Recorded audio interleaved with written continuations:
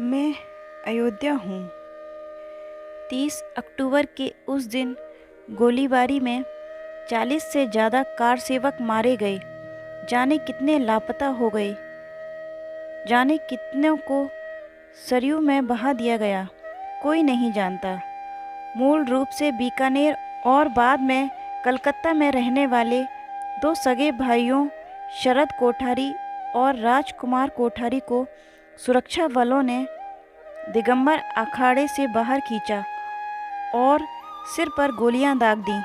कहते हैं गुंबद पर भगवा फहराने वालों में ये दोनों भाई भी थे।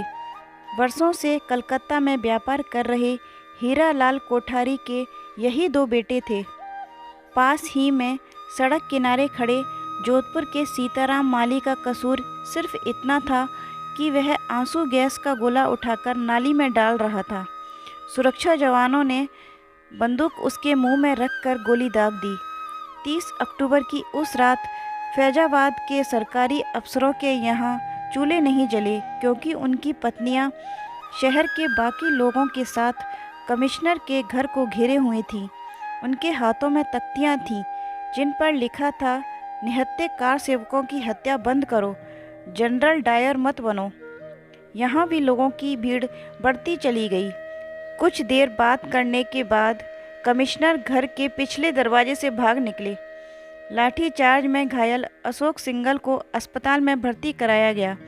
दूसरे दिन अस्पताल से फरार होकर उन्होंने बयान दिया कि अयोध्या की सड़कों पर कार सेवकों के पीछे मुलायम सिंह का अहंकार दौड़ रहा था। अयोध्या गोलीकांड के बाद देश भर के 30 से ज़्यादा शहरों में दंगे हुए, कर्फ्यू लगा दिया गया। इन घटनाओं में करीब 30-35 लोग मारे गए। भाजपा ने प्रधानमंत्री वीपी सिंह को खरी खोटी सुनाई। वीपी ने मुलायम सिंह को दिल्ली तलब किया। दंगों के बीच 1-2 दिन बाद तक कार सेवकों का अयोध्या आना जारी रहा। सरयू किनारे और मठों मंदिरों में कार सेवक फिर से डेरा जमाने लगे। मोरोपंत पिंगले और विनय कटिहार ने बयान दिया कि जो कार सेवक अयोध्या में मौजूद हैं उन्हें दर्शन कराइए, तभी हम कार सेवा टालने की घोषणा करेंगे। दर्शन रोके रखना मुलायम सिंह की मजबूरी थी, क्योंकि कार सेवा से ढांचे को हुए नुकसान को वे जग जाहिर नहीं करना चाहते थे। आखिरकार सरकार को झुकना पड़ा। दर्शन खोले गए। विहिप ने तभी कार सेवा टालने की घोषणा की। इस दौरान अयोध्या में मारे गए कार सेवकों की याद में वहां शोक सभाएं भी हुईं। उनकी अंत्येष्टि भी चल रही थी। सरयू किनारे लोग बड़ी संख्या में रोज जुटते थे। समूची अयोध्या दो कार सेवकों के प्रति नतमस्तक थी। चिता पर इन दोनों सगे कोठारी भाइयों की देह रखी थी और सरयू किनारे अमर रहो की गूंज थी।